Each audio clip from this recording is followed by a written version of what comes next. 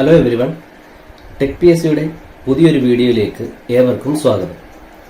നമ്മളിന്ന് ഡിസ്കസ് ചെയ്യാൻ പോകുന്നത് പ്രിൻസിപ്പിൾസ് ഓഫ് മാനേജ്മെന്റ് എന്ന ടോപ്പിക്കാണ്. അതായത് മാനേജ്മെന്റിന്റെ കുറച്ച് ബേസിക് ആയിട്ടുള്ള കോൺസെപ്റ്റ്സ് ആണ് നമ്മളിന്ന് നോക്കാൻ പോകുന്നത്. അപ്പോൾ എന്താണ് മാനേജ്മെന്റ്? നമ്മൾ ഏതൊരു ഇൻഡസ്ട്രി അല്ലെങ്കിൽ ഏതൊരു കമ്പനി നമ്മൾ സ്റ്റാർട്ട് ചെയ്യുമ്പോഴും നമുക്കൊരു കോമൺ ആയിട്ടുള്ളൊരു ഗോൾ ഉണ്ടാവും, അതായത് ഒരു ഒബ്ജക്റ്റീവ് ഉണ്ടാവും. ആ ഒരു ഒബ്ജക്റ്റീവിലേക്ക് നമുക്ക് എങ്ങനെ എത്തിച്ചേരാം, അല്ലെങ്കിൽ അത് ഏത് രീതിയിലാണ് നമ്മൾ ആ ഗോൾ അച്ചീവ് ചെയ്യേണ്ടത്. അപ്പോൾ ഇതിനെയൊക്കെ നമ്മൾ ഒരു കറക്റ്റ് ഓർഡറിൽ നമ്മൾ സെറ്റ് ചെയ്യുക, പ്ലേസ് ചെയ്യുക, അതിനാവശ്യമായിട്ടുള്ള റോ മെറ്റീരിയൽസിനെയൊക്കെ അതാത് സമയത്ത് കളക്ട് ചെയ്യുക. അപ്പോൾ ഇതൊക്കെയാണ് നമ്മൾ ശരിക്കും ഈ മാനേജ്മെന്റ് എന്ന് പറയുന്ന ഒരു ആക്ടിവിറ്റിയിൽ നമ്മൾ ചെയ്യുന്നത്. അപ്പോൾ എല്ലാവർക്കും അറിയാം, ഈ മാനേജ്മെന്റ് എന്ന് പറയുന്നത് ഇറ്റ്സ് ആൻ ആർട്ട്. ഇത് ഒരു ഡിസിഷൻ മേക്കിംഗ് പ്രോസസ്സാണ് എന്ന് വേണമെങ്കിൽ നമുക്കിതിനെ പറയാം. അപ്പോൾ മാനേജ്മെന്റ് ഒരു ഡിസിഷൻ മേക്കിംഗ് എന്ന് പറയാൻ കാര്യം, ഇപ്പോൾ മാനേജ്മെന്റ് ആക്ടിവിറ്റിയിൽ നമുക്ക് പറയാവുന്നത് എന്തൊക്കെയാണ്? പ്ലാനിങ്, അതായത് നമുക്കിപ്പോൾ നമ്മുടെ ഗോൾ എന്താണോ അല്ലെങ്കിൽ ഒബ്ജക്റ്റീവ് എന്താണോ ആ ഒബ്ജക്റ്റീവിനെ ആ ഒബ്ജക്റ്റീവിലേക്ക് എത്തിച്ചേരാനുള്ള ഏതൊക്കെ ടാസ്കുകളാണ് നമ്മൾ ചെയ്യുന്നത്, അല്ലെങ്കിൽ ഏതൊക്കെ രീതികളാണ് നമ്മൾ അറേഞ്ച് ചെയ്യേണ്ടത്.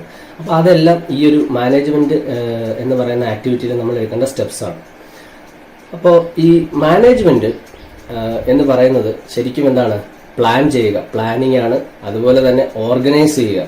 ഓർഗനൈസ് ചെയ്യുക എന്ന് പറഞ്ഞാൽ നമ്മൾ പ്ലാൻ ചെയ്ത കാര്യങ്ങളെല്ലാം എന്താണ്? പ്രോപ്പറായിട്ട് അതിനൊരു സീക്വൻസ് ആയിട്ട് നമ്മൾ അറേഞ്ച് ചെയ്യുക എന്നുള്ളതാണ് ഓർഗനൈസിങ് എന്നുകൊണ്ട് ഉദ്ദേശിക്കുന്നത്. ദെൻ സ്റ്റാഫിംഗ്, അതായത് നമ്മൾ ഈ ഓർഗനൈസ് ചെയ്ത കാര്യങ്ങളെ പ്രോപ്പറായിട്ട് ചെയ്യാനായിട്ടുള്ള സ്കിൽഡ് ലേബേഴ്സ് അല്ലെങ്കിൽ വർക്ക്മെന്റിനെ നമ്മൾ എന്ത് ചെയ്യുക? സ്റ്റാഫിംഗ് എന്ന് പറഞ്ഞു കഴിഞ്ഞാൽ റിക്രൂട്ടിംഗ് എന്നാണ് ഉദ്ദേശിക്കുന്നത്. ദെൻ ഈ ലേബറിന് ആവശ്യമായിട്ടുള്ള ട്രെയിനിങ് കൊടുക്കുക, ട്രെയിനിങ് കണ്ടക്ട് ചെയ്യുക, അതായത് അവരെ ഡയറക്റ്റ് ചെയ്യുക. അതുപോലെ തന്നെ കൺട്രോൾ ചെയ്യുക. കൺട്രോൾ ചെയ്യുക എന്ന് പറഞ്ഞാൽ മോണിറ്ററിംഗ് എന്നാണ് ഉദ്ദേശിക്കുന്നത്. അപ്പോൾ ഈ ആക്ടിവിറ്റീസ് എല്ലാം കൂടി ചേർന്ന് അല്ലെങ്കിൽ ഇതിനെല്ലാം ചേർത്ത ഒരു ഇന്റഗ്രേറ്റഡ് പ്രോസസ്സാണ് മാനേജ്മെന്റ് എന്ന് പറയുന്നത്. അപ്പോൾ ഈ മാനേജ്മെന്റിന് പല ആൾക്കാർ ഡെഫിനിഷൻസ് കൊടുത്തിട്ടുണ്ട്. അപ്പോൾ എന്തൊക്കെയാണ് ആ ഡെഫിനിഷൻസ് എന്ന് നമുക്കൊന്ന് നോക്കാം. അപ്പോൾ ആദ്യം തന്നെ ഹരോൾഡ് കൂൺസ് എന്ന് പറയുന്ന ആളിന്റെ ഡെഫിനിഷൻ എന്താണ്? മാനേജ്മെന്റ് എന്ന് പറയുന്നത് എന്താണ്? Art of getting things done through and with the people in formally organised groups. പിന്നെ ഡാൾട്ടൺ മക്ഫർലാൻഡ്, മാനേജ്മെന്റ് എന്ന് പറയുന്നത് എന്താണ്? അത് കൺസെപ്ച്വൽ ആണ്, തിയറിറ്റിക്കൽ ആണ്, അനലിറ്റിക്കൽ പർപ്പസ്. അതിനു വേണ്ടിയിട്ട് നമ്മൾ ഡിസൈൻ ചെയ്തിരിക്കുന്ന സാധനമാണ് ഇത്, അല്ലെങ്കിൽ ഇതിനെല്ലാം ബേസ് ചെയ്തിട്ട് ഡിസൈൻ ചെയ്തിരിക്കുന്നതാണ് എന്തെന്ന് പറയുന്നത്? മാനേജ്മെന്റ് എന്ന് പറയുന്നത്. അപ്പോൾ ഈ മാനേജ്മെന്റിൽ നമ്മൾ പ്ലാൻ ചെയ്യുന്നു, ഡയറക്റ്റ് ചെയ്യുന്നു, ആ പ്രോസസ്സുകളെല്ലാം അതിൽ ഇൻക്ലൂഡഡ് ആണല്ലോ. അടുത്തത് പ്രൊഫസർ മൂറിന്റെ ഡെഫിനിഷൻ എന്താണ്? മാനേജ്മെന്റ് എന്ന് പറയുന്നത് ഡിസിഷൻ മേക്കിംഗ് ആണ്. അപ്പോൾ ഇതുപോലെയുള്ള പല പല ഡെഫിനിഷൻസിനെ കമ്പൈൻ ചെയ്തിട്ടാണ് നമ്മൾ എന്ത് ചെയ്യുന്നത്? Management is an integrated process എന്ന് നമ്മൾ ഒരു നിഗമനത്തിലേക്ക് നമ്മൾ എത്തിച്ചേരുന്നത്. ഓക്കെ, അപ്പോൾ ഇതാണ് പല വേരിയസ് ആയിട്ടുള്ള ആൾക്കാരുടെ ഡെഫിനിഷൻസ് ആണിത്. അപ്പോൾ ഇത് എക്സാമിന് അല്ലെങ്കിൽ എക്സാം പോയിന്റ് ഓഫ് വ്യൂവിൽ സാധാരണ ചോദിക്കാറുള്ളതാണ്. ഓരോ ആൾക്കാരുടെയും ഡെഫിനിഷൻസ്, അതായത് മാനേജ്മെന്റിനെ ഓരോ രീതിയിലും ഡിഫൈൻ ചെയ്ത് ആരൊക്കെയാണ് എന്നുള്ളത് ചോദിക്കാറുണ്ട്. ഇനി മാനേജ്മെന്റിൽ ഉള്ള റിസോഴ്സസ് എന്തൊക്കെയാണ്? നമുക്കറിയാം, മെയിൻ ആയിട്ടുള്ള റിസോഴ്സസ് എന്ന് പറയുന്നത് 3 M's ആണ്. 3 M's എന്ന് പറഞ്ഞാൽ എന്തൊക്കെയാണ്? Men, material, machine. ഈ 3 3 M's എന്ന് പറയുന്നത്. ഇത് കൂടാതെ എന്തൊക്കെയുണ്ട്? മെറ്റീരിയൽ, അതായത് മെൻ, മെറ്റീരിയൽ, മെഷീൻ, അതുപോലെ തന്നെ മണി, ദെൻ മെത്തേഡ്സ്. അപ്പോൾ ഈ ഇത്രയും കാര്യങ്ങൾ ചേർന്നതാണ് എന്തെന്ന് പറയുന്നത്, അല്ലെ ഇത്രയും കാര്യങ്ങളെ പ്ലാൻ ചെയ്യുക, ഓർഗനൈസ് ചെയ്യുക, ഡയറക്റ്റിംഗ്, കൺട്രോളിംഗ്, ഇതൊക്കെയാണ് എന്തെന്ന് പറയുന്നത്? മാനേജ്മെന്റ് എന്ന് പറയുന്നത്. അപ്പോൾ മാനേജ്മെന്റ് എന്ന് പറയുന്നത് ഈ റിസോഴ്സസിനെ ബേസ് ചെയ്തിട്ടാണ്, അല്ലെ ഈ റിസോഴ്സസിനെ അലോക്കേറ്റ് ചെയ്യുന്ന ആ ഒരു മെത്തേഡ് നമുക്ക് എന്താണെന്ന് പറയാം? മാനേജ്മെന്റ് ആണ് എന്ന് നമുക്ക് പറയാം.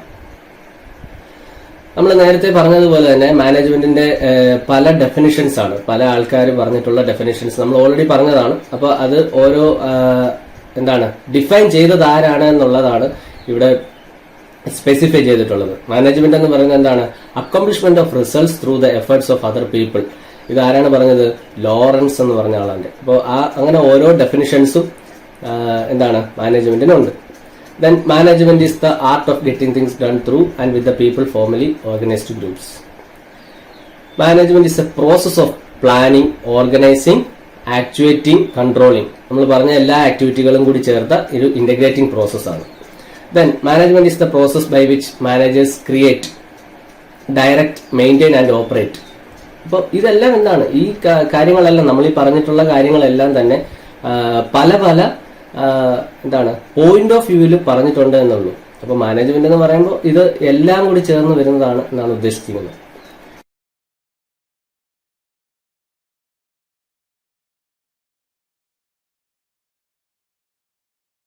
അപ്പൊ ഇതിനെ ബേസ് ചെയ്തിട്ടുള്ള ഒന്ന് രണ്ട് ക്വസ്റ്റ്യൻസ് നമുക്ക് നോക്കാം. ഫസ്റ്റ് ക്വസ്റ്റ്യൻ നോക്കാം. Management is the accomplishment of results through the efforts of other people. ഇത് ആരുടെ ഡെഫിനിഷൻ ആണ് എന്നാണ് ചോദിച്ചിട്ടുള്ളത്. അപ്പൊ നമ്മൾ ഈ മാനേജ്മെന്റിന്റെ ഡെഫിനിഷൻ ഇപ്പം പറഞ്ഞപ്പോൾ ആദ്യം വന്നിരിക്കുന്ന ആ ഒരു ഡെഫിനിഷൻ എന്ന് പറഞ്ഞാൽ എന്താണ്, അക്കംപ്ലിഷ്മെന്റ് ഓഫ് റിസൾട്ട്സ് എന്നുള്ള through the efforts of other people. അപ്പോൾ ഇത് ആരാണ് പറഞ്ഞത്? ലോറൻസ് എന്ന് പറഞ്ഞ ആളിന്റെ ഡെഫിനിഷനാണ്. അപ്പോൾ ഇതിൽ ശ്രദ്ധിച്ചാൽ അറിയാം, ഈ ബാക്കിയുള്ള ഓപ്ഷൻസിൽ അല്ലെ ബാക്കിയുള്ള ഓപ്ഷനിലുള്ള എല്ലാവരും മാനേജ്മെന്റിന് അതായത് ഡെഫിനിഷൻസ് കൊടുത്തിട്ടുള്ളവരാണ്. അപ്പോൾ അതിൽ നിന്ന് ഈ ഡെഫിനിഷൻ ആരാണെന്ന് ചോദിച്ചിട്ടുള്ളത്. Then management is a process of planning, organising, actuating, controlling to determine and accomplish the objectives by the use of people and resources. ഈ ഡെഫിനിഷൻ കൊടുത്ത ആരാണ്? ടെറി എന്ന് പറയുന്ന ആളാണ്, ടെറി. ഇനി മാനേജ്മെന്റ് മീൻസ് ഡിസിഷൻ മേക്കിംഗ്. ഒരുപാട് തവണ ചോദിച്ചിട്ടുള്ളതാണ്. ഈ ഡെഫിനിഷൻ ആരുടേതാണ്? പ്രൊഫസർ മൂറിന്റേതാണ് ഈ ഒരു ഡെഫിനിഷൻ എന്ന് പറയുന്നത്. അടുത്തത് മാനേജ്മെന്റിന്റെ നേച്ചർ എന്താണ് നേച്ചർ ഓഫ് മാനേജ്മെന്റ്? മാനേജ്മെന്റ് എന്ന് പറയുന്നത് എപ്പോഴും നമ്മൾ എന്തിനെയാണ് മാനേജ് ചെയ്യേണ്ടത്, അപ്പൊ നമ്മുടെ ഗോൾ അല്ലെങ്കിൽ നമ്മുടെ ഒബ്ജക്റ്റീവിനെ ബേസ് ചെയ്തിട്ടാണ് എന്ത് മാനേജ്മെന്റ്. ഏത് രീതിയിൽ അത് നമ്മൾ ഇതിനെ ഓർഗനൈസ് ചെയ്യണം, അല്ലെങ്കിൽ ഏത് രീതിയിൽ നമ്മൾ പ്ലാൻ ചെയ്യണം, ഇതെല്ലാം ബേസ്ഡ് ഓൺ എന്തായിരിക്കും? നമ്മുടെ ഗോൾ ആയിരിക്കും, അല്ലെങ്കിൽ ഒബ്ജക്റ്റീവ് ആയിരിക്കും. ഒബ്ജക്റ്റീവ് ഓഫ് ദ ഫേം അല്ലെങ്കിൽ ഒബ്ജക്റ്റീവ് ഓഫ് ദ സർവീസ്, അത് എന്തും ആയിക്കോട്ടെ. മാനേജ്മെന്റ് എന്ന് പറയുന്നത് integration of human, physical and financial resources ആണ്. നമ്മൾ പറഞ്ഞല്ലോ, ഇറ്റ്സ് ആൻ ഇന്റഗ്രേറ്റിംഗ് പ്രോസസ് ആണ്. അപ്പോൾ അതുകൊണ്ട് തന്നെ ഇതിനെല്ലാം കൊളാബറേറ്റ് ചെയ്തിട്ടുള്ള ഒരു ആക്ടിവിറ്റിയാണ് management. Then management is continuous ആണ്. എന്താണ് ഇത്? ഒരു ഇനിഷ്യൽ സ്റ്റേറ്റിൽ മാത്രം തീരുന്നതല്ല. മാനേജ്മെന്റ് എന്ന് പറയുന്നത് എന്താണ്? ഇത് കണ്ടിന്യൂവൽ പ്രോസസ്സാണ്. അതായത് ടിൽ ദ എൻഡ് വരെ ഉള്ള ഒരു പ്രോസസ്സാണ്. അതായത് പ്രൊഡക്റ്റ് നമ്മൾ സ്റ്റാർട്ട് ചെയ്തു, അല്ലെ പ്രൊഡക്റ്റ് നമ്മൾ ഉണ്ടാക്കാൻ തുടങ്ങിയത് മുതൽ അത് കസ്റ്റമേഴ്സിന്റെ കയ്യിൽ എത്തുന്നത് വരെ, ഫോർ എക്സാമ്പിൾ. അപ്പോൾ അതുവരെയും എന്താണ്? അതൊരു മാനേജ്മെന്റ് ആണ്. ഇനി അതിനുശേഷവും എന്താണ്? ഈ ഒരു മാനേജ്മെന്റ് ആക്ടിവിറ്റി ഇങ്ങനെ കണ്ടിന്യൂ ചെയ്തുകൊണ്ടേയിരിക്കും.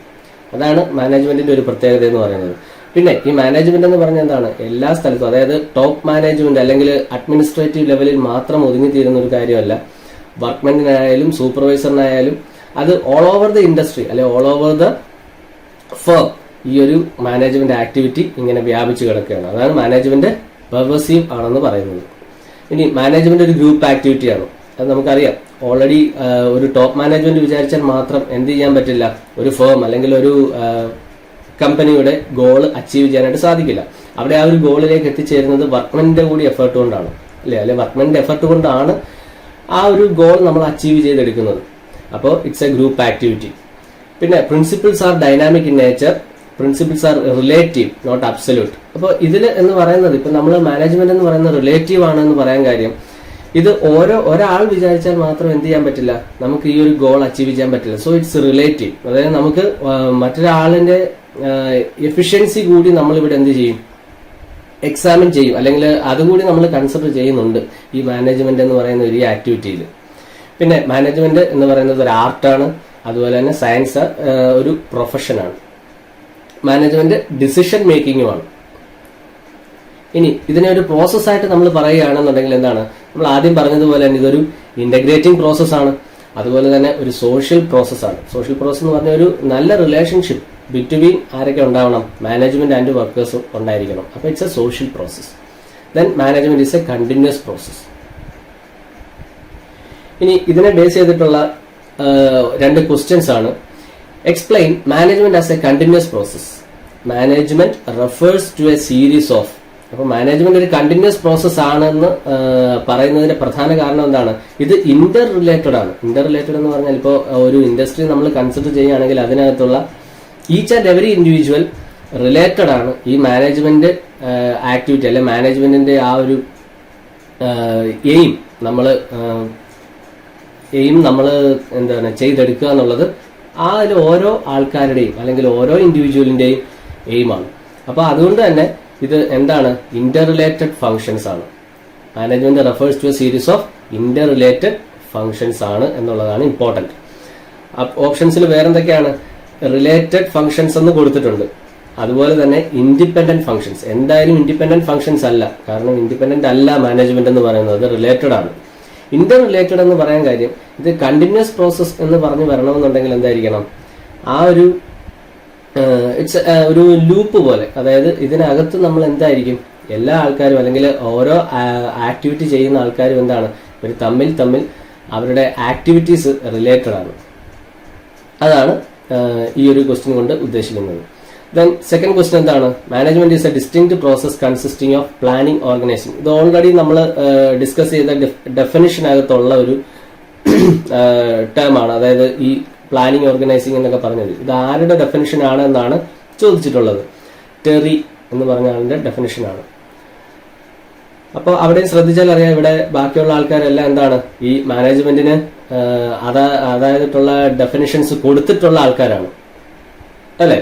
അപ്പോൾ അതിൽ ജോർജ് ടെറിയുടെ ഡെഫിനിഷനാണ് ഈ മുകളിൽ പറഞ്ഞിട്ടുള്ളത്. ഇനി നമ്മൾ പറയാൻ പോകുന്നത് ഈ മാനേജ്മെന്റിന് ഏറ്റവും കൂടുതൽ കോൺട്രിബ്യൂഷൻസ് തന്നിട്ടുള്ള രണ്ട് വ്യക്തികളെ പറ്റിയാണ്. അതിൽ നിങ്ങൾക്ക് ഏവർക്കും അറിയാം, രണ്ടുപേരാണ് മെയിനായിട്ടും ഉള്ളത്. FW Taylor. അപ്പോൾ ടൈലർ എന്ന് പറഞ്ഞ ആളിന്റെയും അല്ലെ ടൈലർ എന്ന് പറഞ്ഞ സയന്റിസ്റ്റിന്റെയും അതുപോലെ തന്നെ ഹെൻറി ഫയോ. അപ്പൊ ഇങ്ങനെ രണ്ട് വ്യക്തികളാണ് മാനേജ്മെന്റിന് ഏറ്റവും കൂടുതൽ കോൺട്രിബ്യൂഷൻസ് തന്നിട്ടുള്ളത്. മാനേജ്മെന്റിന് പല ആൾക്കാർ പല രീതിയിലുള്ള കോൺട്രിബ്യൂഷൻസ് തന്നിട്ടുണ്ട്. അപ്പൊ അതൊക്കെ നമുക്ക് വരുന്ന ക്ലാസ്സുകളിൽ നമ്മൾ ഡിസ്കസ് ചെയ്യും. അപ്പൊ ഇതില് നമ്മളിപ്പോ നോക്കാൻ പോകുന്നത് എന്തൊക്കെയാണ്? ടൈലറിന്റെ കോൺട്രിബ്യൂഷൻസ്, അതുപോലെ തന്നെ ഹെൻറി ഫയോളിന്റെ കോൺട്രിബ്യൂഷൻസ്. അപ്പൊ ഇവർ രണ്ടുപേരും മാനേജ്മെന്റിനെ അപ്രോച്ച് ചെയ്ത രീതി രണ്ട് രീതികളിലാണ്. അപ്പോൾ ആദ്യം നമുക്ക് FW ടൈലറിന്റെ അപ്രോച്ച് അല്ലെ FW ടൈലറിന്റെ പ്രിൻസിപ്പിൾസ് എന്തൊക്കെയാണെന്ന് നമുക്ക് നോക്കാം. അപ്പോൾ FW ടൈലർ ഈ ഒരു മാനേജ്മെന്റ് ആക്ടിവിറ്റിയെ അപ്രോച്ച് ചെയ്തത് സൂപ്പർവൈസറി ആൻഡ് വർക്ക്മാൻ ലെവലിലാണ്. അതായത് മിഡിൽ ആൻഡ് ബോട്ടം ലെവൽ മാനേജ്മെന്റിലാണ് അദ്ദേഹം എന്ത് ചെയ്തത്? ഈ ഒരു മാനേജ്മെന്റിനെ അപ്രോച്ച് ചെയ്തത്. അപ്പോൾ ആ ഒരു ലെവലിൽ ഏത് രീതിയിൽ നമ്മൾ മാനേജ്മെന്റ് ആക്ടിവിറ്റീസ് എസ്റ്റാബ്ലിഷ് ചെയ്യാം എന്നുള്ളതാണ് ഈ പ്രിൻസിപ്പിൾസിലെല്ലാം പറഞ്ഞിട്ടുള്ളത്. അപ്പോൾ അദ്ദേഹത്തിന്റെ പ്രിൻസിപ്പിൾസിൽ 6 പ്രിൻസിപ്പിൾസ് ആണ് മെയിനായിട്ടും ഉള്ളത്. അപ്പോൾ അതിന് മുമ്പായിട്ട് ഇതിൽ വളരെ ഇമ്പോർട്ടന്റ് ആയിട്ടുള്ള ഒരു പോയിന്റ് നമുക്ക് പറയാനുള്ളത് എന്താണ്? FW ടൈലർ, അതായത് ഫ്രെഡറിക് വിൻസ്ലോ ടൈലറിനെ എന്ത് രീതിയിലാണ് അല്ലെ ഏതായിട്ടാണ് അറിയപ്പെടുന്നത്? ഫാദർ ഓഫ് സയന്റിഫിക് മാനേജ്മെന്റ് എന്നാണ് അറിയപ്പെടുന്നത്. അപ്പൊ സയന്റിഫിക് മാനേജ്മെന്റ് എന്ന് പറഞ്ഞാൽ സയന്റിഫിക് മെത്തേഡ്സ് വഴി മാനേജ്മെന്റ് ആക്ടിവിറ്റി എസ്റ്റാബ്ലിഷ് ചെയ്യുന്ന രീതിയാണ് ഈ സയന്റിഫിക് മാനേജ്മെന്റ് എന്ന് പറയുന്നത്. സയന്റിഫിക് മെത്തേഡ്സ് എന്ന് പറയുമ്പോൾ അതിൽ കുറച്ച് മെത്തേഡ്സ് ഉണ്ട്. അപ്പൊ ആ മെത്തേഡ്സ് വെച്ചിട്ടാണ് നമ്മൾ എന്ത് ചെയ്യുന്നത്? മാനേജ്മെന്റിന്റെ എയിം അച്ചീവ് ചെയ്യുന്നത്. അപ്പൊ അദ്ദേഹത്തെ എങ്ങനെ അറിയപ്പെടുന്നത്? ഫാദർ ഓഫ് സയന്റിഫിക് മാനേജ്മെന്റ് എന്നാണ് അറിയപ്പെടുന്നത്. അപ്പോൾ ടൈലറിന്റെ പ്രിൻസിപ്പിൾസ് പറയുന്നതിന് മുമ്പ് രണ്ട് കാര്യങ്ങൾ ഓർത്തിരിക്കുക. അദ്ദേഹം ഏത് ലെവലിലാണ് മാനേജ്മെന്റ് എസ്റ്റാബ്ലിഷ് ചെയ്യുന്നത് അല്ലെ മാനേജ്മെന്റ് ആക്ടിവിറ്റി എസ്റ്റാബ്ലിഷ് ചെയ്തത്? സൂപ്പർവൈസറി ആൻഡ് വർക്ക്മാൻ ലെവലിലാണ്. അതായത് മിഡിൽ ആൻഡ് ബോട്ടം ലെവൽ മാനേജ്മെന്റിലാണ് അദ്ദേഹം എസ്റ്റാബ്ലിഷ് ചെയ്യുന്നത്. അദ്ദേഹത്തെ ഫാദർ ഓഫ് സയന്റിഫിക് മാനേജ്മെന്റ് എന്നും അറിയപ്പെടുന്നു. ഓക്കെ, ഇനി അദ്ദേഹത്തിന്റെ 6 പ്രിൻസിപ്പിൾസ് ഉണ്ട്. എന്തൊക്കെയാണെന്ന് നോക്കാം. ഫസ്റ്റ് പ്രിൻസിപ്പിൾ എന്ന് പറയുന്നത് ടൈം ആൻഡ് മോഷൻ സ്റ്റഡിയാണ്. ടൈം ആൻഡ് മോഷൻ സ്റ്റഡി അദ്ദേഹത്തിന് വളരെ ഇമ്പോർട്ടന്റ് ആയിട്ടുള്ള ഒരു കോൺട്രിബ്യൂഷൻ ആണ്. എന്തെന്ന് പറയുന്നത്? ടൈം സ്റ്റഡി, മോഷൻ സ്റ്റഡി എന്ന് പറയുന്നത്. അപ്പോൾ ഇത് വളരെ വൈഡ് ആയിട്ടുള്ള ഒരു ടോപ്പിക്കാണ്, ടൈം സ്റ്റഡി, മോഷൻ സ്റ്റഡി എന്നൊക്കെ പറയുന്നത്. അപ്പോൾ ഇതിൽ തന്നെ ഡിഫറെന്റ് സയന്റിഫിക് മെത്തേഡ്സ് ഉണ്ട്. അപ്പോൾ അതിനെപ്പറ്റിയൊക്കെ നമ്മൾക്ക് ഡീറ്റെയിൽ ആയിട്ട് നമുക്ക് പഠിക്കേണ്ടതായിട്ടുണ്ട്. അപ്പോൾ ഇതിൽ time study and motion study എന്തിനു വേണ്ടിയാണ് നമ്മൾ ഈ ടൈം സ്റ്റഡിയും മോഷൻ സ്റ്റഡിയും ചെയ്യുന്നത്?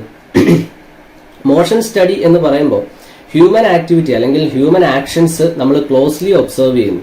അപ്പോൾ ഇത് ചെയ്യുന്നത് എങ്ങനെയാണെന്ന് വെച്ചാൽ വളരെ കോംപ്ലക്സ് ആയിട്ടുള്ള ഒരു ടാസ്കിനെ നമ്മൾ എന്ത് ചെയ്യും? ഓരോ സ്റ്റെപ്പ് ബൈ സ്റ്റെപ്പായിട്ട് നമ്മൾ സ്പ്ലിറ്റ് ചെയ്യും. അങ്ങനെ സ്പ്ലിറ്റ് ചെയ്യുന്നതിന്റെ ഗുണം എന്താണ്? നമുക്കത് വളരെ ഈസി ആയിട്ട് ഓരോ സ്റ്റെപ്പ് ബൈ സ്റ്റെപ്പായിട്ട് ചെയ്ത് നമുക്ക് വളരെ ഈസി ആയിട്ട് ആ ഒരു കോംപ്ലക്സ് ആയിട്ടുള്ള ടാസ്ക് നമുക്ക് ചെയ്ത് തീർക്കാനായിട്ട് സാധിക്കും.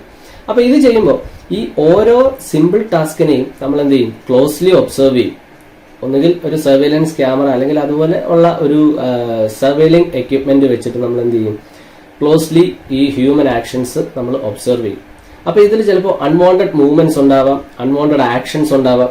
അപ്പൊ അതൊക്കെ നമുക്ക് ഒമിറ്റ് ചെയ്ത് ഒരു സ്റ്റാൻഡേർഡ് മോഷൻ സ്റ്റഡി നമുക്ക് അവിടെ ഉണ്ടാക്കാനായിട്ട് സാധിക്കും. അതായത് എഫിഷ്യന്റ് ആയിട്ടും എഫക്റ്റീവായിട്ടും ആ ഒരു ടാസ്കിനെ എത്രയും പെട്ടെന്ന് ചെയ്തു തീർക്കുക എന്നുള്ളതാണ് നമ്മൾ ശ്രദ്ധിക്കുന്നത്. അല്ലെങ്കിൽ മാനേജ്മെന്റിൽ നമ്മൾ അതാണ് ഉദ്ദേശിക്കുന്നത്, എഫക്റ്റീവ് ആൻഡ് എഫിഷ്യന്റ്. അപ്പൊ അത് ചെയ്തു തീർക്കാനായിട്ട് നമുക്ക് ഈ മോഷൻ സ്റ്റഡി വളരെ ഉപകാരപ്രദമാണ്. ഓക്കെ, ഇനി ടൈം സ്റ്റഡി എന്ന് പറയുമ്പോൾ എന്താണ്, ഒരു ടാസ്ക് കംപ്ലീറ്റ് ചെയ്യാൻ ഒരു സ്റ്റാൻഡേർഡ് ടൈം നമുക്ക് സെറ്റ് ചെയ്യാം. എന്തിനാണ് നമ്മൾ ഈ സ്റ്റാൻഡേർഡ് ടൈം സെറ്റ് ചെയ്യുന്നത്? നമുക്ക് എഫിഷ്യൻസി ഓഫ് എ വർക്കർ നമുക്ക് കാൽക്കുലേറ്റ് ചെയ്യാനായിട്ട് സാധിക്കും. അതുവഴി ആ ആളിന്റെ വേജസ് അല്ലെങ്കിൽ സാലറി അല്ലെങ്കിൽ ഇൻസെന്റീവ് ഒക്കെ നമുക്ക് ഡിസൈഡ് ചെയ്യാനായിട്ട് പറ്റും. അപ്പോൾ ഇതൊക്കെ ഫിക്സ് ചെയ്യാൻ മാത്രമല്ല, ആ ഒരു ടാസ്ക് കംപ്ലീറ്റ് ചെയ്യുന്നത് അല്ലെങ്കിൽ കംപ്ലീഷൻ ഓഫ് എ ടാസ്ക് എത്ര ടൈമാണ് എന്നുള്ളതും നമുക്ക് ഇതിൽ നിന്ന് അറിയാനായിട്ട് സാധിക്കും. അപ്പോൾ ടൈം ആൻഡ് മോഷൻ സ്റ്റഡി വളരെ ഇമ്പോർട്ടന്റ് ആയിട്ടുള്ള ഒരു പ്രിൻസിപ്പിൾ ആണ്, അല്ലെങ്കിൽ അദ്ദേഹത്തിന്റെ വളരെ ഇമ്പോർട്ടന്റ് ആയിട്ടുള്ള ഒരു കോൺട്രിബ്യൂഷൻ ആണ്. അടുത്ത കോൺട്രിബ്യൂഷൻ അല്ലെങ്കിൽ അടുത്ത പ്രിൻസിപ്പിൾ എന്ന് പറയുന്നതാണ് ഡിഫറൻഷ്യൽ പീസ് റേറ്റ് സിസ്റ്റം ആണ്. Differential piece rate system. അപ്പൊ ഇതൊരു വേജ് പ്ലാൻ ആണ്, അല്ലെങ്കിൽ വേജ് സിസ്റ്റമാണ്, അല്ലെങ്കിൽ ഇൻസെന്റീവ് സിസ്റ്റമാണ്. അപ്പൊ നമ്മൾ ഓൾറെഡി പറഞ്ഞു, ടൈം സ്റ്റഡി മോഷൻ സ്റ്റഡി വഴി നമ്മൾ ആ പ്രോസസ്സിനെ സ്റ്റാൻഡർഡൈസ് ചെയ്തു. സ്റ്റാൻഡർഡൈസ് ചെയ്തു എന്ന് പറയുമ്പോൾ നമുക്ക് അൺവാണ്ടഡ് ആക്ഷൻസ്, അൺവാണ്ടഡ് മൂവ്മെന്റ്സ് എല്ലാം നമ്മൾ എലിമിനേറ്റ് ചെയ്തിട്ട് സ്റ്റാൻഡേർഡ് ആക്കി. അതുപോലെ തന്നെ ടൈം സ്റ്റഡിയിൽ നമുക്ക് എന്ത് ചെയ്യാം, സ്റ്റാൻഡേർഡ് ടൈമും നമ്മൾ കാൽക്കുലേറ്റ് ചെയ്തു. അപ്പോൾ ഇനി ഈ സ്റ്റാൻഡേർഡ് ടൈമിൽ ചെയ്തു തീർക്കുന്നവർക്ക് എന്താണ്, അവരെ 100% എഫിഷ്യന്റ് ആയിട്ടുള്ള ഒരു വർക്കർ എന്ന് നമുക്ക് പറയാം. ശരിയാണല്ലോ. അതുപോലെ തന്നെ അതിനു മുമ്പ് ചെയ്തു തീർക്കുന്നവർക്ക് എന്ത് ചെയ്യാം, അവർക്കൊരു മോട്ടിവേഷൻ എന്ന പോലെ അല്ലെങ്കിൽ അവർക്ക് എന്ത് കൊടുക്കാം, ഒരു ബോണസ് അല്ലെങ്കിൽ ഒരു ഇൻസെന്റീവ് അവർക്ക് കൊടുക്കാനായിട്ട് പറ്റും. അപ്പൊ അതുവഴി നമുക്ക് എന്താണ്, ഈ അല്പം ലേസി ആയിട്ടുള്ള അല്ലെങ്കിൽ വളരെ സ്ലോയിൽ ചെയ്തു തീർക്കുന്നവർക്ക് കൂടി എന്താണ്, വളരെ ഫാസ്റ്റ് ആയിട്ട് ചെയ്ത് തീർക്കണം എന്നുള്ള ആ ഒരു ചിന്ത അവരിലേക്കും വരും. അപ്പോൾ അത് ആ ഒരു രീതിയിൽ വേജ് പ്ലാൻ സെറ്റ് ചെയ്യുന്ന ഒരു മെത്തേഡാണ് ഏത്, ഡിഫറൻഷ്യൽ പീസ് റേറ്റ് സിസ്റ്റം എന്ന് പറയുന്നത്. ഇപ്പൊ differential piece rate system establish ചെയ്തത് ടെയ്ലറാണ്. അപ്പൊ ടെയ്ലറിന്റെ ഒരു വേജ് പ്ലാൻ ആണ് ഏത്, ഡിഫറൻഷ്യൽ പീസ് റേറ്റ് സിസ്റ്റം. അപ്പൊ ഇവിടെ സ്റ്റാൻഡേർഡ് വേജ് കൊടുക്കും. സ്റ്റാൻഡേർഡ് വേജ് കൊടുക്കുന്നതെന്ന് പറയുന്നത്, സ്റ്റാൻഡേർഡ് മീൻസ് ഒരു ഫിക്സഡ് വേജ് എല്ലാവർക്കും കൊടുക്കുന്നുണ്ട്. അതായത് സ്റ്റാൻഡേർഡ് ടൈം സെറ്റ് ചെയ്തിട്ട് ആ ഒരു വേജ് എല്ലാവർക്കും കൊടുക്കും.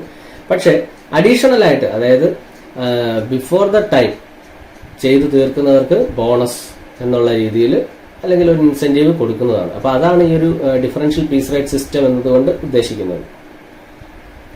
അടുത്തത് സൂപ്പർവിഷൻ ആണ്. സൂപ്പർവിഷൻ എന്ന് പറയുമ്പോൾ എന്താണ്, നമ്മൾ പ്ലാൻ ചെയ്തു, അവരെ ഓർഗനൈസ് ചെയ്തു, പക്ഷെ ഇതിന് കറക്റ്റായിട്ട് മോണിറ്റർ ചെയ്തില്ല എന്നുണ്ടെങ്കിൽ എന്ത് സംഭവിക്കും, ഇത് ചിലപ്പോൾ മാനേജ്മെന്റിന്റെ ആ ഒരു എയിം അല്ലെങ്കിൽ മാനേജ്മെന്റ് ആ ഒരു ഗോൾ എന്ന് പറയുന്നത് ഒരിക്കലും നമുക്ക് അച്ചീവ് ചെയ്യാനായിട്ട് സാധിക്കില്ല. അപ്പൊ ഇതിനെ കണ്ടിന്യൂസ്ലി മോണിറ്റർ ചെയ്യാൻ വേണ്ടിയിട്ട് എന്ത് വേണം, സൂപ്പർവൈസറി ലെവലിൽ ഒരാളുണ്ടായിരിക്കണം. അപ്പോൾ അയാൾക്ക് ടെക്നിക്കൽ നോളജ് മാത്രം പോരാ, അയാൾക്കൊരു എന്തുണ്ടായിരിക്കണം, ടെക്നിക്കൽ നോളജ് കൂടാതെ അയാൾക്ക് കൺസെപ്ച്വൽ ആയിട്ടുള്ള ഒരു സ്കില്ല് കൂടി ഉണ്ടായിരിക്കണം. അപ്പോൾ അങ്ങനെ ഒരു സൂപ്പർവിഷൻ ഇതിലുണ്ടെങ്കിൽ മാത്രമേ മാനേജ്മെന്റ് എഫക്റ്റീവായിട്ട് നമുക്ക് നടത്താൻ സാധിക്കുകയുള്ളൂ. അടുത്ത എന്താണ്, scientific recruitment and training. Right person at the right time. നമ്മൾ റൈറ്റ് ടൈം അല്ല, ശരിക്കും റൈറ്റ് പ്ലേസ് എന്നാണ് പറയേണ്ടത്. അപ്പൊ നമ്മൾ റൈറ്റ് പേഴ്സണെ, അതായത് ആ ഒരു സ്കിൽഡ് ലേബർ, അയാളെ നമ്മൾ എന്ത് ചെയ്യുക, പ്രോപ്പറായിട്ട് റിക്രൂട്ട് ചെയ്യുക. അതുപോലെ തന്നെ ഓൾറെഡി സ്കിൽഡ് ആയിട്ടുള്ള ഒരു ലേബറാണ്, അയാളുടെ സ്കിൽ ഡെവലപ്പിന് വേണ്ടിയിട്ടുള്ള ട്രെയിനിങ്സ് ഒക്കെ കൊടുക്കുക. ഇനി സ്കില്ല് കുറഞ്ഞിട്ടുള്ള ആൾക്കാരെ അതിലേക്ക് ഇംപ്രൂവ് ചെയ്യിപ്പിക്കാൻ വേണ്ടിയിട്ട് അവർക്ക് ട്രെയിനിങ്സ് കൊടുക്കുക. അപ്പൊ ഇതെല്ലാം എന്താണ്, മാനേജ്മെന്റിന്റെ പ്രിൻസിപ്പിൾസിലുള്ള ഒരു പോയിന്റാണ്. അപ്പൊ ഇതും ഇതിൽ വരുന്ന ഒരു പ്രിൻസിപ്പിളാണ്. അടുത്തത് ഇക്കോണമിയാണ്. ഇക്കോണമി എന്ന് പറഞ്ഞാൽ കോസ്റ്റ് വളരെ ഇമ്പോർട്ടന്റ് ആയിട്ടുള്ള ഒരു ഫാക്ടറാണ്. കോസ്റ്റ്, ഇപ്പൊ നമ്മൾ മാനേജ്മെന്റിന്റെ ആക്ടിവിറ്റീസ് അല്ലെ മാനേജ്മെന്റ് എയിം അച്ചീവ് ചെയ്യാൻ നമുക്ക് കൂടുതൽ കോസ്റ്റ് ആകുന്നു എന്ന് പറഞ്ഞു കഴിഞ്ഞാൽ അതൊരു എഫക്റ്റീവ് വേ ഓഫ് മാനേജ്മെന്റ് അല്ല ശരിക്കും. അപ്പൊ നമ്മൾ കോസ്റ്റ് റിഡ്യൂസ് ചെയ്തുകൊണ്ട് നമുക്ക് എന്ത് ചെയ്യുക, എഫക്റ്റീവ് ആയിട്ടുള്ള ഒരു മാനേജ്മെന്റ് സ്ട്രാറ്റജി നമ്മൾ എസ്റ്റാബ്ലിഷ് ചെയ്യുക എന്നുള്ളതാണ് ഏറ്റവും ഇമ്പോർട്ടന്റ് ആയിട്ടുള്ള ഒരു കാര്യം. അപ്പോൾ economy is another important principle. Then friendly corporation between managers and workers. നമ്മൾ ഇതെല്ലാം പറയുന്നുണ്ടെങ്കിൽ തന്നെ ഒരു എന്താണ്, ഫ്രണ്ട്ലി അറ്റ്മോസ്ഫിയർ ആ ഒരു ഇൻഡസ്ട്രിയിൽ ഇല്ല എന്നുണ്ടെങ്കിൽ നമുക്ക് ഒരിക്കലും മാനേജ്മെന്റിന് ഇപ്പോൾ മാനേജ്മെന്റ് എന്ന് പറയുമ്പോൾ അവർക്കൊരു ഒരു അതോറിറ്റി ഉണ്ട്. ആ ഒരു അതോറിറ്റി വെച്ചിട്ട് അവർ പറയുന്ന കാര്യങ്ങൾ 100% ഒരു എന്താണ് വില്ലിങ്നെസ്സോടുകൂടി തന്നെ അവർ ചെയ്യണമെന്നുണ്ടെങ്കിൽ ഇവർ തമ്മിൽ എന്തുണ്ടായിരിക്കണം, അതായത് മാനേജ്മെന്റും വർക്കേഴ്സും തമ്മിൽ എന്തുണ്ടായിരിക്കണം, നല്ലൊരു റിലേഷൻ ഉണ്ടായിരിക്കണം. അപ്പോൾ അവർ തമ്മിലുള്ള ഒരു കോർഡിനേഷൻ കൂടിയാണ് മാനേജ്മെന്റ് എന്ന് പറയുന്നത്. അപ്പോൾ ഇതാണ് FW ടൈലറിന്റെ കോൺട്രിബ്യൂഷൻസ് എന്ന് പറയുന്നത്. അദ്ദേഹം 6 പ്രിൻസിപ്പിൾസ് ഓഫ് മാനേജ്മെന്റ് എസ്റ്റാബ്ലിഷ് ചെയ്തു. അപ്പോൾ അദ്ദേഹത്തിന്റെ ഇമ്പോർട്ടന്റ് ആയിട്ടുള്ള കോൺട്രിബ്യൂഷൻസിലാണ് നമ്മൾ ഈ പറഞ്ഞ കാര്യങ്ങളൊക്കെ വരുന്നത്. അടുത്തതായിട്ട് ഹെൻറി ഫയോളിന്റെ കോൺട്രിബ്യൂഷൻസ് എന്തൊക്കെയാണ്, അല്ലെ അദ്ദേഹം എന്തൊക്കെയാണ് നമുക്ക് മാനേജ്മെന്റിലേക്ക് കോൺട്രിബ്യൂട്ട് ചെയ്തതെന്നാണ് നോക്കുന്നത്. ഹെൻറി ഫയോളിനെ ഫാദർ ഓഫ് മോഡേൺ മാനേജ്മെന്റ് എന്നാണ് അറിയപ്പെടുന്നത്, അല്ലെങ്കിൽ father of principles of management എന്നാണ് അദ്ദേഹത്തിനെ അറിയപ്പെടുന്നത്. അപ്പോൾ ടൈലർ എസ്റ്റാബ്ലിഷ് ചെയ്തത് എവിടെയാണ്? സൂപ്പർവൈസറി ലെവലിലും ബോട്ടം ലെവൽ മാനേജ്മെന്റിലുമാണ് അദ്ദേഹം ഈ മാനേജ്മെന്റ് ആക്ടിവിറ്റീസ് അല്ലെ മാനേജ്മെന്റ് പ്രിൻസിപ്പിൾസ് എസ്റ്റാബ്ലിഷ് ചെയ്യുന്നത്. പക്ഷെ ഹെൻറി ഫയോൾ അഡ്മിനിസ്ട്രേറ്റീവ് ലെവൽ, അതായത് ടോപ്പ് മാനേജ്മെന്റിലാണ് ഈ ഒരു പ്രിൻസിപ്പിൾസ് ഓഫ് മാനേജ്മെന്റ് എസ്റ്റാബ്ലിഷ് ചെയ്യുന്നത്. അപ്പോൾ എന്താണ് അദ്ദേഹത്തിന്റെ പ്രിൻസിപ്പിൾസ് എന്ന് നോക്കാം. 14 പ്രിൻസിപ്പിൾസ് ആണ് അദ്ദേഹം എസ്റ്റാബ്ലിഷ് ചെയ്തത്. അപ്പോൾ അത് ഒരു ക്വസ്റ്റ്യൻ ആയിട്ട് തന്നെ ചോദിക്കാം. 14 പ്രിൻസിപ്പിൾസ് ഓഫ് മാനേജ്മെന്റ് എസ്റ്റാബ്ലിഷ് ചെയ്തത് ആരാണ്? ഹെൻറി ഫയോൾ ആണ്. അദ്ദേഹത്തിനെ തന്നെയാണ് father of principles of management അല്ലെങ്കിൽ ഫാദർ ഓഫ് മോഡേൺ മാനേജ്മെന്റ് എന്ന് പറയുന്നത്. അപ്പോൾ നമുക്ക് 1 by 1 ആയിട്ട് നോക്കാം അദ്ദേഹത്തിന്റെ 14 പ്രിൻസിപ്പിൾസ് എന്തൊക്കെയാണെന്ന്. അപ്പോൾ ഫസ്റ്റ് പ്രിൻസിപ്പിൾ എന്ന് പറയുന്നത് ഡിവിഷൻ ഓഫ് ലേബർ. നമ്മൾ എന്ത് ചെയ്യണം? ഒരു കോംപ്ലക്സ് ആയിട്ടുള്ള ഒരു ടാസ്ക് ആയിരിക്കും. ആ ടാസ്ക് അതിനെ നമ്മൾ സിമ്പിൾ ടാസ്കുകളായിട്ട് സ്പ്ലിറ്റപ്പ് ചെയ്തു. അങ്ങനെ സ്പ്ലിറ്റപ്പ് ചെയ്തിട്ട് അതിനെ പ്രോപ്പറായിട്ടുള്ള അല്ലെങ്കിൽ കറക്റ്റായുള്ള രീതിയിൽ എന്ത് ചെയ്യുക? ഡിവൈഡ് ചെയ്ത് ലേബറിന് കൊടുക്കുക. അതായത് ആ ആളിന് ഒരിക്കലും അതൊരു ഓവർലോഡ് ആവാത്ത രീതിയിൽ ഡിവൈഡ് ചെയ്ത് കൊടുക്കുക എന്നുള്ളത് ഒരു ഇമ്പോർട്ടൻ്റ് ആയിട്ടുള്ള കാര്യമാണ്. അപ്പോൾ ഡിവിഷൻ ഓഫ് വർക്ക് എന്ന് പറയുന്നതാണ് ഫസ്റ്റ് പ്രിൻസിപ്പിൾ എന്ന് പറയുന്നത്. ഇനി അതോറിറ്റി ആൻഡ് റെസ്പോൺസിബിലിറ്റി. അതോറിറ്റിയും റെസ്പോൺസിബിലിറ്റിയും എന്ന് പറയുന്നത് ശരിക്കും ബാലൻസ്ഡ് ആയിരിക്കണം. ബാലൻസ്ഡ് എന്ന് പറഞ്ഞാൽ എന്താണ് അതോറിറ്റി? ഇപ്പൊ നമുക്കൊരു ഓർഡർ കൊടുക്കാനുള്ള അല്ലെങ്കിൽ ഇപ്പൊ നമ്മളിപ്പോ എന്തെങ്കിലും ഒരു കാര്യം പറയുകയാണ്, അല്ലെങ്കിൽ ടോപ്പ് മാനേജ്മെന്റ് ഒരു കാര്യം പറയുകയാണ്. അപ്പൊ അങ്ങനെ ആ ഒരു ഓർഡർ അല്ലെങ്കിൽ ആ ഒരു കമാൻഡ് ഇടാൻ വേണ്ടിയിട്ട് അവർക്ക് എന്താണ് ഒരു അതോറിറ്റി ഉണ്ട്. അപ്പൊ ഒരു ഓതറൈസ്ഡ് പേഴ്സൺ ആണ്. ഒരു ഓതറൈസ്ഡ് പേഴ്സൺ പറയുമ്പോൾ നമുക്കത് ചെയ്തേ മതിയാവും. ശരിയാണല്ലോ. അപ്പോൾ അത് കംപ്ലീറ്റ് ചെയ്യാനുള്ള ഓരോരുത്തരുടെയും ആ ഒരു എബിലിറ്റിയാണ്, അല്ലെങ്കിൽ അത് ചെയ്യാനുള്ള അവരുടെ ഒരു ബാധ്യത എന്ന് വേണമെങ്കിൽ പറയാം. ബാധ്യത അല്ല, ശരിക്കും എന്താണ്, അതൊരു ഗോൾ അച്ചീവ് ചെയ്യാൻ വേണ്ടിയിട്ട് നമുക്ക് കൊടുക്കുന്ന കമാൻഡുകളാണ്. അപ്പോൾ അതിനെ അനുസരിക്കുക എന്നുള്ളതാണ്, അല്ലെങ്കിൽ അതിനെ പ്രോപ്പറായിട്ട് ചെയ്യുക എന്നുള്ളത് ഓരോ വർക്ക്മെന്റിന്റെയും റെസ്പോൺസിബിലിറ്റിയാണ്. അപ്പോൾ ഈ അതോറിറ്റിയും റെസ്പോൺസിബിലിറ്റിയും ബാലൻസ്ഡ് ആയാൽ മാത്രമേ എഫക്റ്റീവായിട്ട് നമുക്ക് മാനേജ്മെന്റ് എസ്റ്റാബ്ലിഷ് ചെയ്യാനായിട്ട് സാധിക്കുകയുള്ളൂ. അപ്പോൾ അതാണ് രണ്ടാമത്തെ പ്രിൻസിപ്പിൾ, അതോറിറ്റി ആൻഡ് റെസ്പോൺസിബിലിറ്റി. മൂന്നാമത്തേത് എന്താണ്? ഡിസിപ്ലിൻ ആണ്. അപ്പോൾ ഒരു വെൽ ഡിസിപ്ലിൻഡ് ആയിട്ടുള്ള ഒരു ഫേം, എന്ന് പറയുമ്പോൾ അവിടെ ശരിക്കും ബിഹേവിയർ ഒരു ഫാക്ടറാണ്. ഡിസിപ്ലിനിൽ വളരെ ഇമ്പോർട്ടൻ്റ് ആയിട്ടുള്ള ഒരു ഫാക്ടറാണ് എന്ത്? ബിഹേവിയർ. അതുപോലെ ആറ്റിറ്റ്യൂഡ്. അപ്പോൾ ഈ കാര്യങ്ങളൊക്കെ കറക്റ്റായിട്ടുള്ള ഒരു അല്ലെങ്കിൽ നല്ല രീതിയിലുള്ള ഒരു അറ്റ്മോസ്ഫിയർ എന്ന് വെച്ചാൽ വർക്കിംഗ് അറ്റ്മോസ്ഫിയർ ആണ് ഉദ്ദേശിച്ചത്. അപ്പോൾ വർക്കിംഗ് അറ്റ്മോസ്ഫിയർ അവിടെ ഉണ്ട് എന്നുണ്ടെങ്കിൽ, ഡിസിപ്ലിൻഡ് ആണ് എന്നുണ്ടെങ്കിൽ നമുക്ക് വളരെ എഫക്റ്റീവ് ആയിട്ടുള്ള രീതിയിൽ മാനേജ്മെന്റ് നമുക്ക് എസ്റ്റാബ്ലിഷ് ചെയ്യാം. ഒരു നല്ല രീതിയിലുള്ള ഒരു മാനേജ്മെന്റ് നമുക്ക് അവിടെ എസ്റ്റാബ്ലിഷ് ചെയ്യാനായിട്ട് സാധിക്കും. അപ്പോൾ അതാണ് ഡിസിപ്ലിൻ കൊണ്ട് ഉദ്ദേശിക്കുന്നത്. അപ്പോൾ ഈ ഡിസിപ്ലിന്റെ ഭാഗമാണ് അവിടെ സെർട്ടൺ റൂൾസ് നമ്മൾ പറയുക.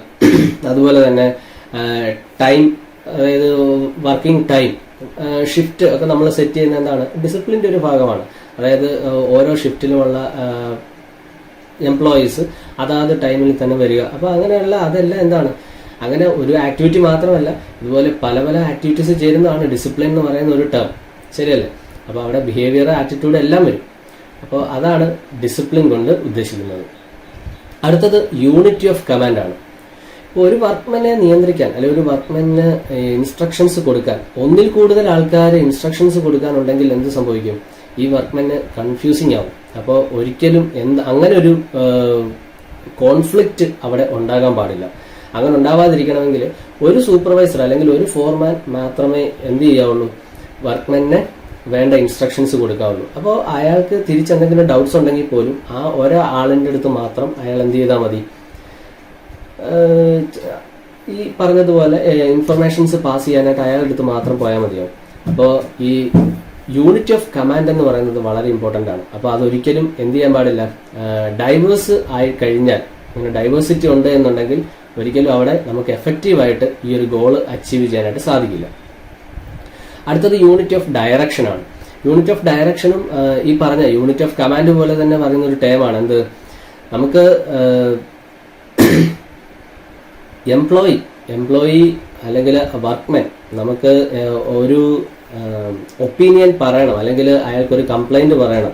അപ്പോൾ ഇതിനെല്ലാം അയാൾ അറിഞ്ഞിരിക്കണം തൊട്ട് മുകളിൽ ആരാണ്, അല്ലെങ്കിൽ അയാളെ ആരാണ് ഗൈഡ് ചെയ്യേണ്ടത്, അല്ലെങ്കിൽ ആ വർക്ക്മെന് വേണ്ട ഇൻസ്ട്രക്ഷൻസ് കൊടുക്കേണ്ടത് ആരാണ്. അപ്പോൾ അതിനെപ്പറ്റിയെല്ലാം അവെയർ ആകണമെന്നുണ്ടെങ്കിൽ അവിടെ കമാൻഡ് ഒരു യൂണിഡയറക്ഷനിലായിരിക്കണം. യൂണിഡയറക്ഷൻ പല ഡയറക്ഷൻസിൽ നിന്നല്ലേ പല സെക്ഷൻസിൽ നിന്ന് ഇൻസ്ട്രക്ഷൻസ് ഒക്കെ വന്നു കഴിഞ്ഞാൽ ഒരിക്കലും എന്ത് ചെയ്യാൻ പറ്റില്ല, ഈ വർക്ക്മെന് എഫക്റ്റീവായിട്ട് വർക്ക് ചെയ്യാനായിട്ട് സാധിക്കില്ല. അപ്പോൾ അത് ഇമ്പോർട്ടൻ്റ് ആയിട്ടുള്ളൊരു ഫാക്ടറാണ് യൂണിറ്റി ഓഫ് ഡയറക്ഷൻ എന്ന് പറയുന്നത്. അടുത്തത് subordination of individual interest to general interest. ഇത് ടൈലറും പറഞ്ഞത് തന്നെയാണ്. എന്താണ് കോർഡിനേഷൻ എന്ന് പറഞ്ഞ ആ ഒരു പോയിന്റ് തന്നെയാണ് ഇവിടെയും വരുന്നത്. എന്താണ് ഇൻഡിവിജ്വൽ ഇൻട്രസ്റ്റ്, അതായത് പേഴ്സണൽ ഗോൾ തന്നെ ആയിരിക്കണം. അതായത് ഒരാളിന്റെ ഓരോ ഇൻഡിവിജ്വലിന്റെയും ഗോൾ എന്ന് പറയുന്നത് എന്തായിരിക്കണം, കമ്പനിയുടെ ഉയർച്ച എന്നുള്ളതായിരിക്കണം. അപ്പോൾ കമ്പനി അല്ലെങ്കിൽ ആ ഒരു ഫേമിന് ഒരു ഗോൾ ഉണ്ടാവും, അല്ലെങ്കിൽ ഒരു ഒബ്ജക്റ്റീവ് ഉണ്ടാവും. ആ ഗോൾ അല്ലെങ്കിൽ ആ ഒരു ഒബ്ജക്റ്റീവ് തന്നെ ആയിരിക്കണം ഓരോ ഇൻഡിവിജ്വലിന്റെയും ഗോൾ. അപ്പോൾ അത് ശരിക്കും ഉദ്ദേശിക്കുന്നത് എന്താണ്, കമ്പനി ലാഭത്തിലായാലും അല്ലെങ്കിൽ കമ്പനിക്ക് നല്ലൊരു അച്ചീവ്മെന്റ്സ് വരുന്ന സമയത്ത് നമ്മളുടെ ഓരോ ഇൻഡിവിജ്വലിനും അതിനുള്ള ബെനിഫിറ്റ്സ് കിട്ടും എന്നുള്ള ഒരു സ്ട്രാറ്റജി ആയിരിക്കണം എല്ലാവർക്കും ഉണ്ടാവേണ്ടത്. അപ്പോൾ അതാണ് subordination of individual interest to general interest എന്നതുകൊണ്ട് ഉദ്ദേശിച്ചത്. അടുത്തത് റെമ്യൂണറേഷൻ എന്ന് പറയുമ്പോൾ നമ്മൾ പറഞ്ഞല്ലോ, ഇപ്പോൾ പല രീതിയിലുള്ള വേജ് സിസ്റ്റംസ് നമുക്ക് ഇൻഡസ്ട്രീസിൽ ഫോളോ ചെയ്യാറുണ്ട്. അപ്പോൾ അതിൽ ഒരു കാരണവശാലും ഒരു എഫിഷ്യൻ്റ് ആയിട്ടുള്ള വർക്കറിന് ഒരിക്കലും ഫീൽ ചെയ്യരുത് അയാൾ കറക്റ്റ്ലി അയാൾ പെയ്ഡ് അല്ല എന്ന് ഒരിക്കലും അയാൾക്ക് ഫീൽ ചെയ്യരുത്. കാരണം എന്താണ്, ഇപ്പോൾ എഫിഷ്യൻ്റ് ആയിട്ടുള്ള ഒരു വർക്കറിനും കുറച്ച് ലേസി ആയിട്ടുള്ള ഒരാൾക്കും ഒരേ രീതിയിലാണ് ഇൻസെൻറ്റീവ്സ് അല്ലെങ്കിൽ വേജസ് അല്ലെങ്കിൽ ബോണസ് ഒക്കെ കൊടുക്കുന്നത് എന്നുണ്ടെങ്കിൽ ഒരിക്കലും ആ എഫിഷ്യൻ്റ് ആയിട്ടുള്ള വർക്കർ അയാൾക്ക് ഡീമോട്ടിവേഷനാണ് അവിടെ ഉണ്ടാകുന്നത്. അപ്പോൾ അങ്ങനെ ഉണ്ടാവാതെ കറക്റ്റായിട്ടുള്ള റെമ്യൂണറേഷൻസ് അവരുടെ എഫിഷ്യൻസി ബേസ് ചെയ്തിട്ട് അല്ലെങ്കിൽ അവരുടെ പ്രൊഡക്ടിവിറ്റിയെ ബേസ് ചെയ്തിട്ടുള്ള റെമ്യൂണറേഷൻ കറക്റ്റായിട്ട് അവർക്ക് കൊടുത്തിരിക്കണം. അങ്ങനെ ആണെങ്കിൽ തന്നെ അവർക്ക് പിന്നെയും വർക്ക് ചെയ്യാനുള്ള ആ ഒരു ഇതവർക്ക് വരും. പിന്നെയും വർക്ക് ചെയ്യണമെന്നുള്ള ആ ഒരു തോന്നൽ അവർക്ക് വരികയും എഫക്റ്റീവായിട്ട് പിന്നെയും അവർ വർക്ക് ചെയ്യും. അതുപോലെ ലേസി ആയിട്ടുള്ള ആൾക്കാർ അവർക്കൊരു ശരിക്കും പറഞ്ഞാൽ അതാണ് ഒരു മാതൃകയാണ്. ഇപ്പോൾ ഈ എഫക്റ്റീവായിട്ട് വർക്ക് ചെയ്യുന്ന ആളിന് അതിനനുസരിച്ചിട്ടുള്ള ഇൻസെൻറ്റീവ്സ് അല്ലെങ്കിൽ ബെനിഫിറ്റ്സ് കൊടുക്കുന്നുണ്ടെങ്കിൽ സ്വാഭാവികമായിട്ടും ലേസി ആയിട്ടുള്ള ആളും അതിനുവേണ്ടി ട്രൈ ചെയ്യും. അപ്പോൾ ആ ഒരു രീതിയിൽ അപ്പോൾ പ്രോപ്പറായിട്ടുള്ള റെമ്യൂണറേഷൻ അതുപോലെ പ്രൊമോഷൻസ് അതെല്ലാം ഇതിൻ്റെ ഒരു പാർട്ടാണ്.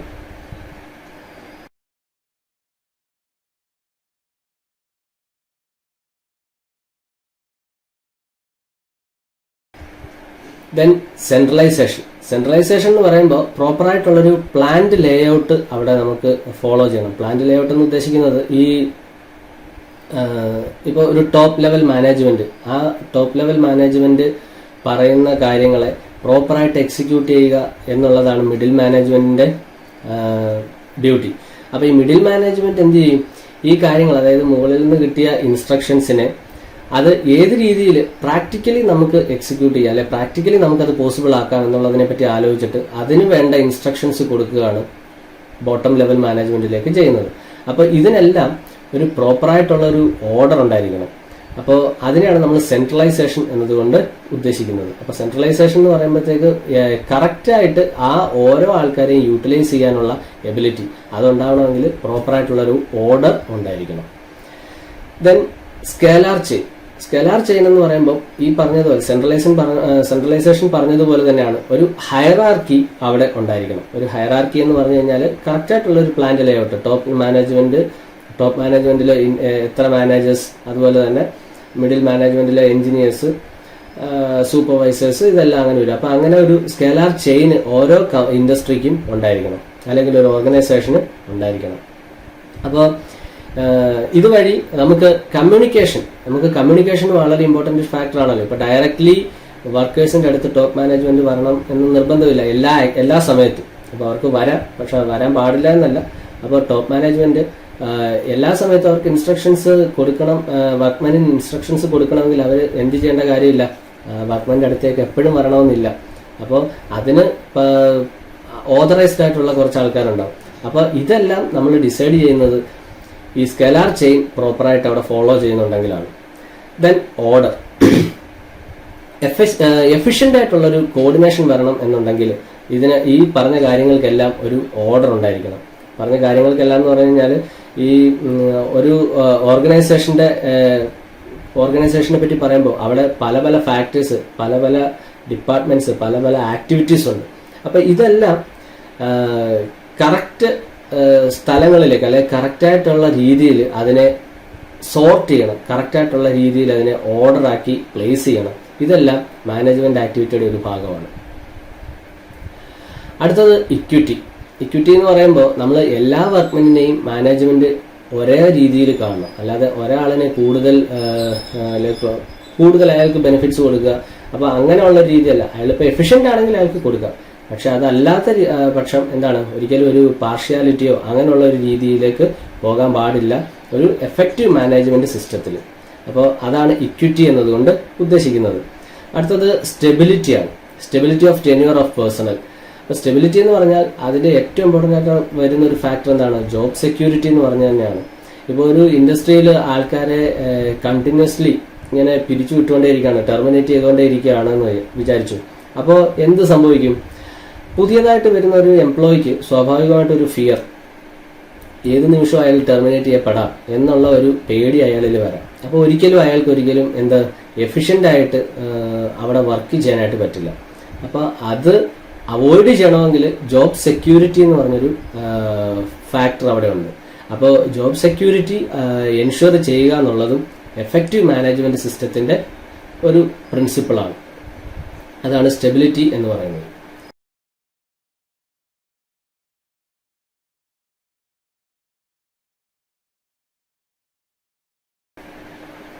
അടുത്തത് ഇനിഷ്യേഷനാണ്.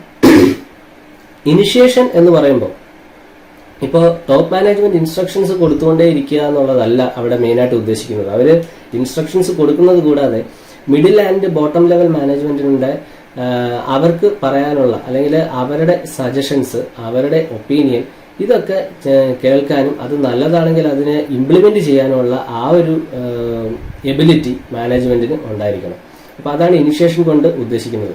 എംപ്ലോയീസിന് ഒരു ഫ്രീഡം കൊടുക്കുക, എന്നാൽ മാത്രമേ അവര് എഫക്റ്റീവായിട്ട് അവർ വർക്ക് ചെയ്യുള്ളൂ. എഫിഷ്യന്റ് എന്നതിനേക്കാൾ എഫക്റ്റീവ് വർക്കിംഗ് എന്നുള്ളത് ഒരു ഇമ്പോർട്ടന്റ് ഫാക്ടറാണ്. അപ്പൊ എഫക്റ്റീവായിട്ട് വർക്ക് ചെയ്യണമെന്നുണ്ടെങ്കിൽ, ഫ്രീ ആയിട്ട് വർക്ക് ചെയ്യണം എന്നുണ്ടെങ്കിൽ, ഫ്രീ ആയിട്ട് ഉദ്ദേശിച്ചത് ഒരു വർക്കിംഗ് അറ്റ്മോസ്ഫിയർ നല്ല രീതിയിലുണ്ടെങ്കിൽ അവിടെ ഒരു വർക്കർ എഫക്റ്റീവായിട്ട് വർക്ക് ചെയ്യും.